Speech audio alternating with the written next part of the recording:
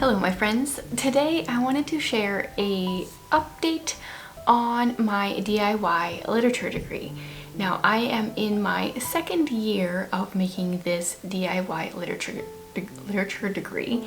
I made a video a year and a half ago explaining all the details. I'm going to go into some of the details a little bit here, but if you want information on like how I've created this, what I've kind of come up with, that one holds the most info. And then in September, or maybe it was August, I shared my plan for this year's DIY literature degree. I go September to September, so the Northern Hemisphere's kind of school calendar-ish. And this year, I think the same thing that I felt last year is I've created a plan for myself and then I'm like deviating from it because all of a sudden I'm in the mood to read all the other stuff. And I'm trying to not feel any kind of guilt when I'm picking up a different classic over the ones I had planned, because a classic is a classic. Like, I'm reading, I don't want to feel guilty for that. That being said, I do actually have a plan for the year that I would like to at least check some boxes for. So let's kind of go over it. I have created a notebook for myself for this year. I've got all my lists in here and we'll kind of dive into it. So the very first thing that I do when creating my DIY literature degree is I pick a time period to read from. This year I'm reading from the 20th century, kind of up until 1975. So events that took place up until then, books that were written from 1900 to 1975 with a little bit of wiggle room, that's okay. So I'm going to share what I've read, the books that I'm excited to read next, because when I talk about a book, it often makes me excited to read it, and that's kind of what I need to have a little bit of a push. The reason I chose the 20th century, well, one of the main reasons is that I own a lot of physical books from that time period, so that seemed like a great time period to pick. And it's not one that I've necessarily read a ton from. Like, there's some that I have read. So I didn't include L.M. Montgomery in my list because I'm kind of doing this mod project this year with A Year of Mod, where I'm reading one of her books every month of the year, and it's a read-along, so people are joining in. I have a whole video on that if you're curious. One of the books I shared a week or two ago in a video, because I have it out from the library right now, is Lucy Maud Montgomery, The Gift of Wings. And this is a biography about Lucy Maud Montgomery that I've heard really good things about, and there is a TV show apparently going to be being created based off of like this biography.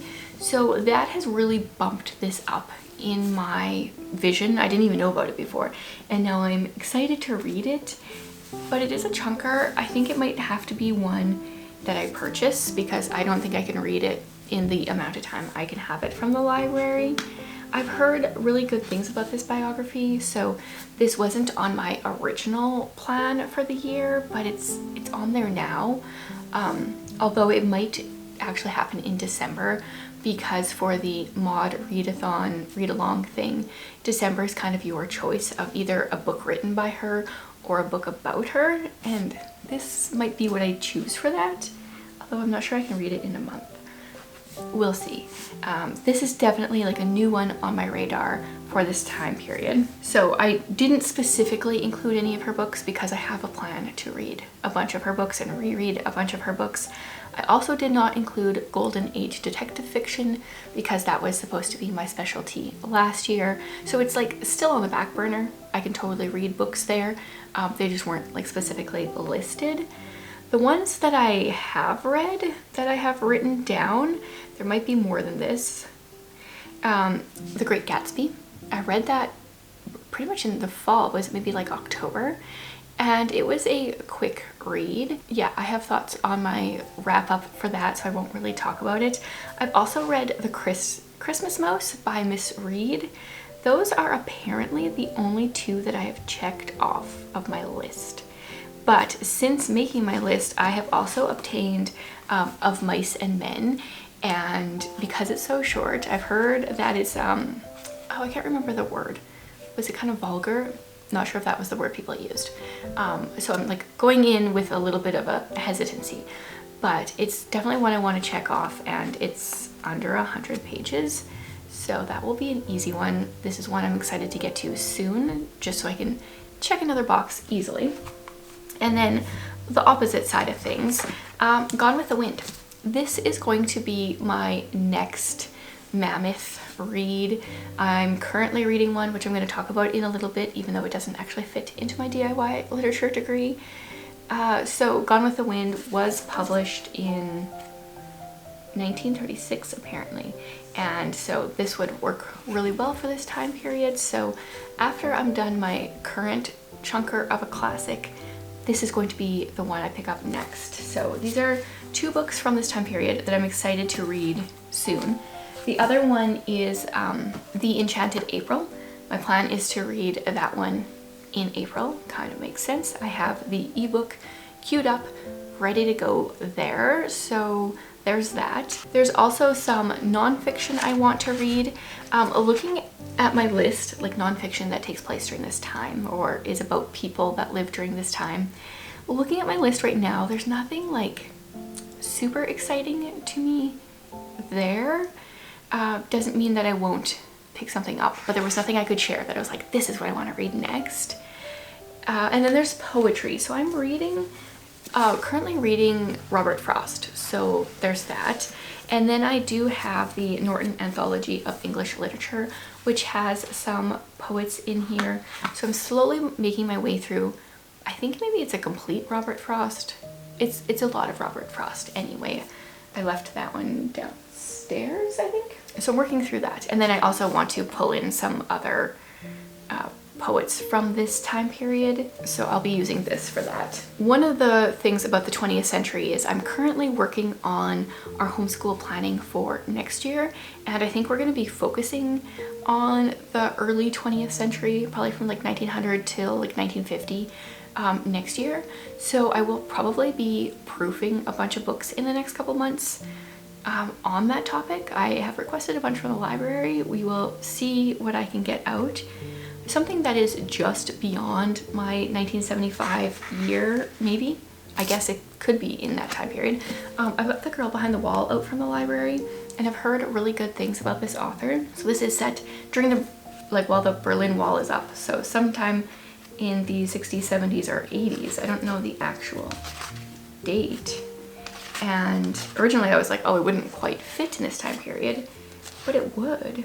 We start in 1961 in the prologue. Part 1 is 1961. So this could work as well. Wasn't written during that time period, but it's written about that time period. And because my son is currently reading a book about the Berlin Wall, that's why I wanted to read this. But I shared these like 2 weeks ago and haven't read them or picked them up yet. So not 100% sure I'll get to them. One of the things that happens when I create my degree happened last time as well, and I shared about this a little bit at the beginning, is all of a sudden all I want to read are books from a different time period. So lately I've been reading Anna Karenina. I actually don't remember when this one was first written. I was thinking it was Victorian period, like that time period, but I don't know. I don't actually know when it was written. But before the 1900s anyway. Now this is just gonna bother me. Hey Google, when did Tolstoy publish Anna Karenina? 1878. So it is just out of the range, but I'm reading it anyway because this one you guys voted on a while ago when I was like, okay, I'm done my mammoth classic. What should I read next? So I'm reading this one, and then Gone with the Wind was number 2. So that one will be coming up next. So I'm distracted by this. If you guys want to follow along with me reading Anna Karenina, I just finished part 1 a couple of days ago. I'm on chapter 8 of part 2 as of right now. I am doing this on Fable. It is an open book club. You can just like read my thoughts. Sometimes I'm typing out thoughts per chapter. Sometimes I'm sharing a picture of some of my annotations. And some chapters I don't have anything to say because they're like a couple pages long. But if you are interested, I'll leave the link to my Fable Club for that below. So I'm getting distracted by this. I've also been getting distracted by Jane Austen because I've been reading her shorter works, and I read Lady Susan and the Watsons. Now I just have Sanditon left and I want to just check that box. And then I've officially read all of the Jane Austen, her major works and her other 3 works, whatever they're considered. So also not in the right time period, but once again, I'm checking off classics, so I'm okay with that. 2 other books that fit in the 20th century that were not on my list, but I'm reading and enjoying. The first one here is Evidence Not Seen by Darlene Diebler or Diebler, I don't know how to say it, Rose. She was a missionary in what was the Dutch East Indies, and she became a prisoner of war during the World War II, and it's very interesting. So it fits in that time period. The chapters are really long. There's my complaint. It's really interesting. It's not necessarily written the best because she wrote it herself, but it is a very interesting story. And so this fits in that time period, is a biography in that time period. So I didn't have this on my list, but it is something I am reading. And then the other thing is very different. The Country Diary of an Edwardian Lady by Edith Holden. So this is literally her nature journal. I always forget what year it was. 1906. Nature Notes, 1906. And she goes monthly and has different pictures that she has illustrated and writes down different things she's seen, writes down some poems. Very inspiring. So this is also fitting in my time period and is a non-fiction that I didn't have on my list that I should have. So reading that as well. Then in addition, I've got the 20th century. I have a specialty. Last year I did the golden age of detective fiction. This year I am doing children's books. And so these are children's classics, some picture books.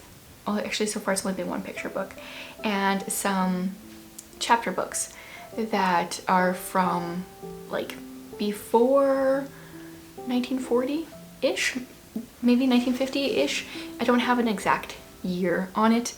I think so far I've only finished Rackety Packety House by Frances Hodgson Burnett, but I do have a bunch geared up and ready to go. I shared some of them in my middle grade March TBR.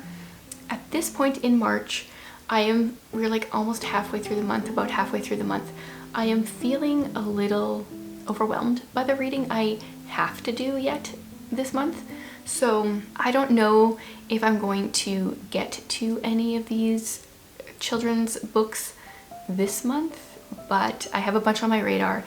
They wouldn't take very long. We'll see what happens, I guess. And then the last thing after the 20th century and the children's books, the next thing is my literary mentor. So I chose G.K. Chesterton for this year because I had a couple of his books on my shelf. I read Orthodoxy already, and that's the only one I've read so far. My next one that I have queued up is The Man Who Was Thursday. I really want to start this one. This is a psychological thriller, a nightmare, but like, you know, written 100 years ago or so. So I'm very curious. I've heard things from people on both ends of the spectrum, like people love it and then people that don't. I have no idea what to expect, but this will be my next one that I have from him. I also do have the Father Brown short stories that I started years ago, so I've read a bunch of them, but I want to finish that. Those are like my next priorities as far as he goes, but sometimes it can be a lot. Like when I'm already reading a dense classic like this, and I know I'm going to be reading an L.M. Montgomery each month, also a classic but not a dense one, it can feel like a little bit much to add in another one. So I don't 100% know when I'm going to start this, but hopefully I can start it soon. I'm trying to be realistic while also just excited to read all the books. Another thing that I really want to read and would go well with the idea of a DIY literature degree but does not fit any of my current like 20th century children's books or my literary mentor, is a Shakespeare.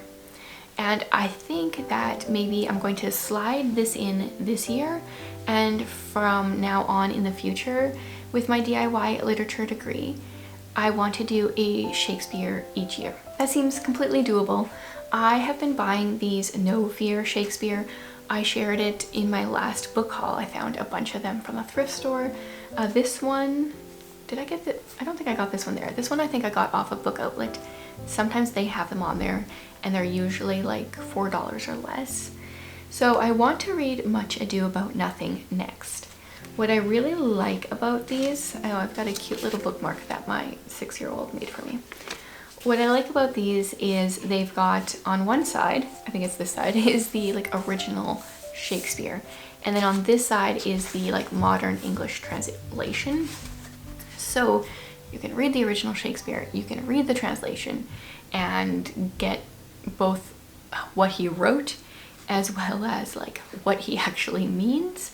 And I think that'll be great. I don't know if this has any other kind of like summaries or anything. I haven't really flipped through it. There are some that are deluxe editions. I don't think I own any of those.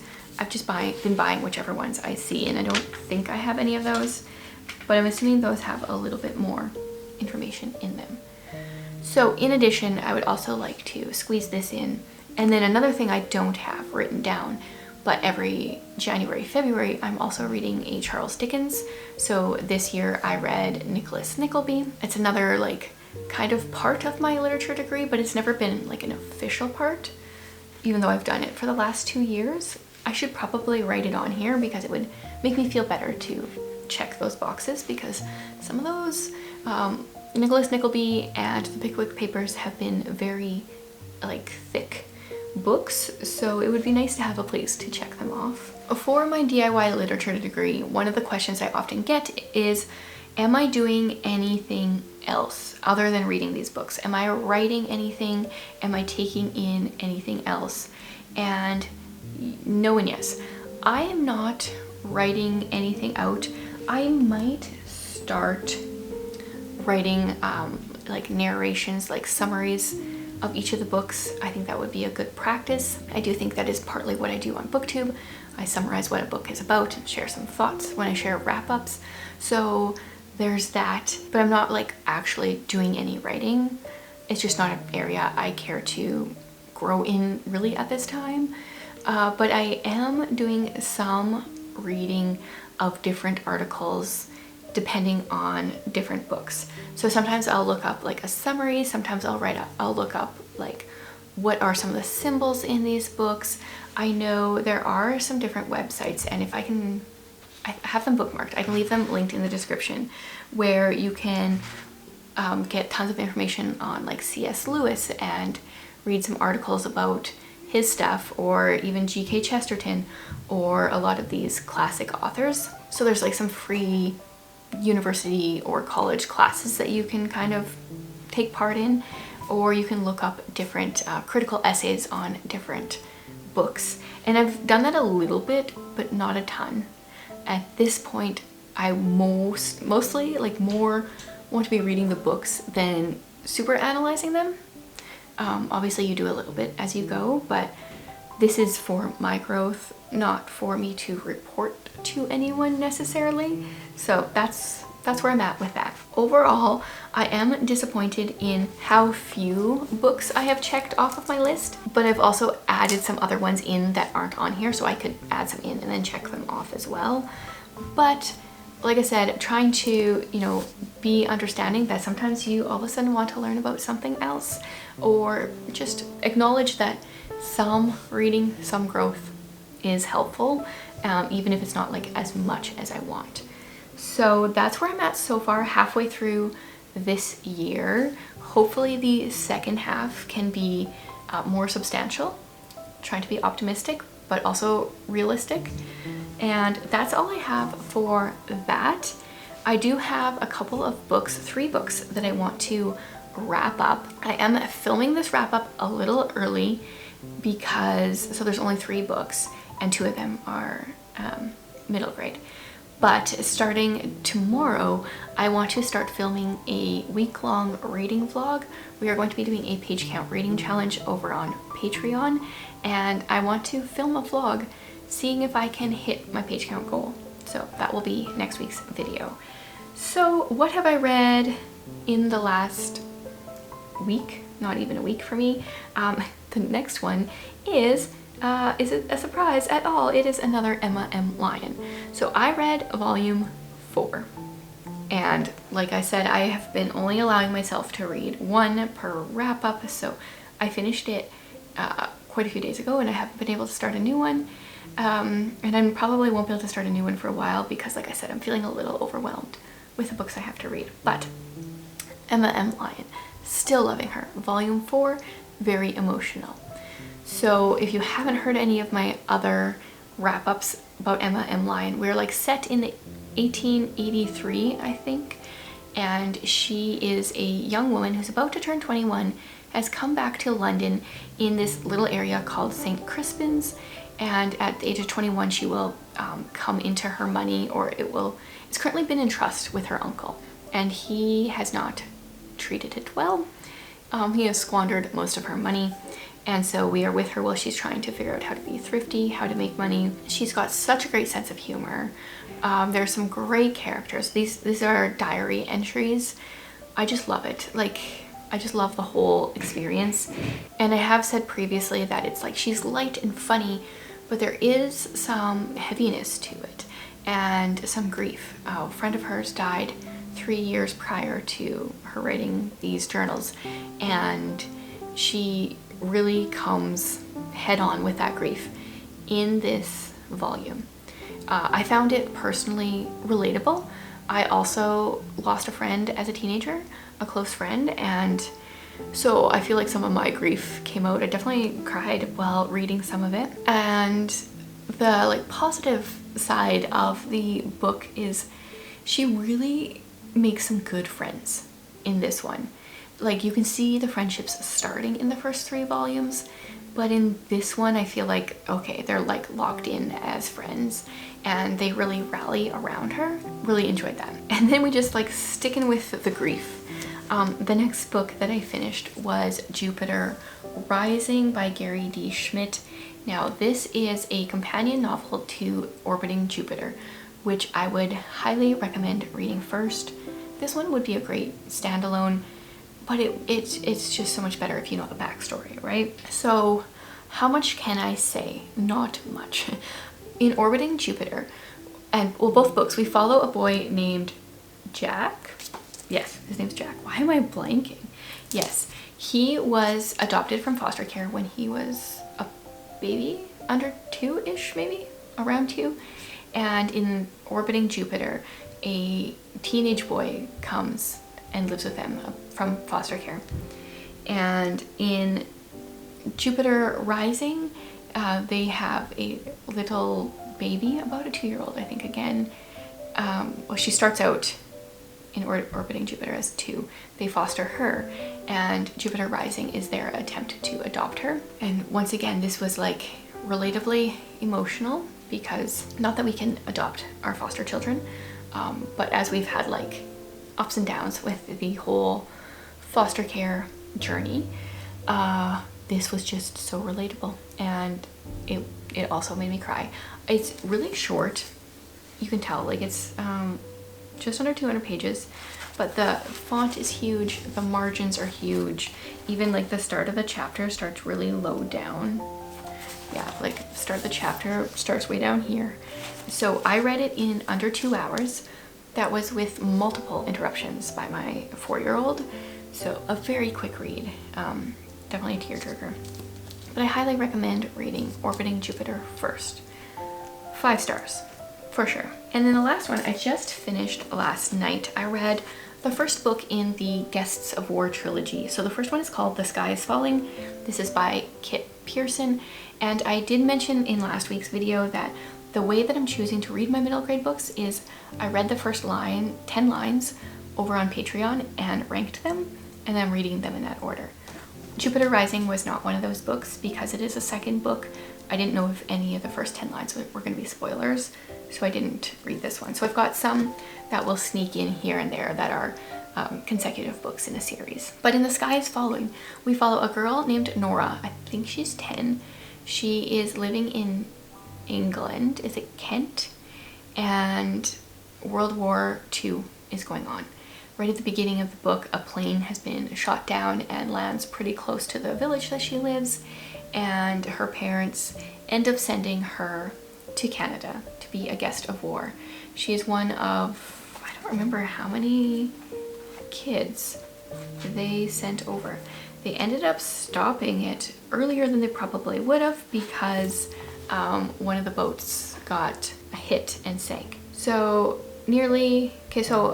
15,000 British children were evacuated overseas. Nearly 8,000 of them came to Canada. Yeah, so Nora and her 5-year-old brother, Gavin, go to Canada. They end up going to live with this older lady in Toronto and her spinster daughter. And it's a situation where they wanted Gavin, they wanted a cute little boy to replace an older boy that died, and they dote on him and they spoil him and like smother him. And Nora is angry and feeling lonely and unwanted.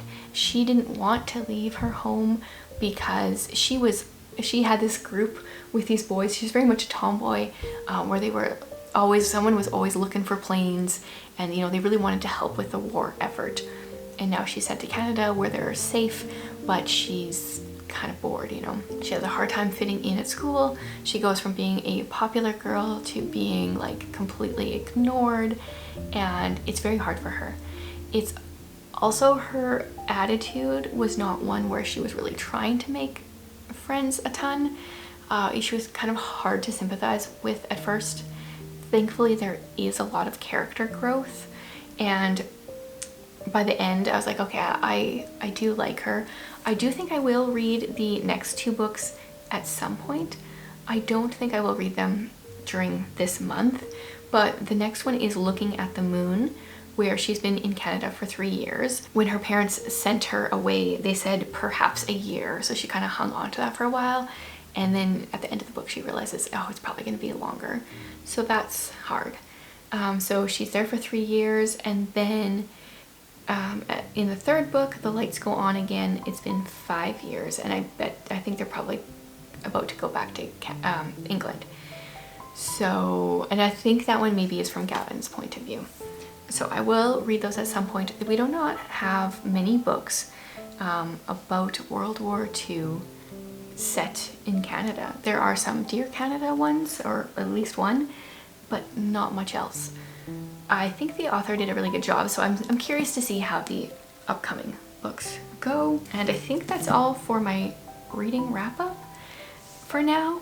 Like I said, next week I'm going to be doing a reading vlog, trying to hit my page count goal, and we will see how that goes. So let me know if you guys have created a DIY literature degree, how it's going, some books you've liked, what you're looking forward to, maybe some recommendations for me in my different categories to help me get excited about them, or even excited about some of the books that I have maybe upcoming. I would just love to talk about books with you in the comments.